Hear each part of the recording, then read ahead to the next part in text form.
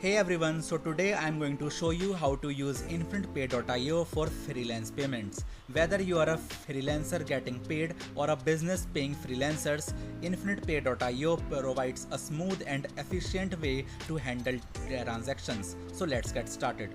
First, log into your Infinitepay.io account using your username and password. Once logged in, navigate to the freelance payments or payment section. This is where you can manage and process freelance transactions. To receive payments, provide your clients with your Infinitepay.io payment details. You can generate and share an invoice or payment link directly from the platform. To send payments to a freelancer, click on Send Payment or a similar option. Enter the freelancer's details, including their payment information and the amount to be paid. Now review the payment details and confirm the transaction. You can include a description or reference for the payment to ensure clarity. Now track payments and manage transactions through the Infinitepay.io dashboard. You can view payment history, check statuses, and handle any issues that arise.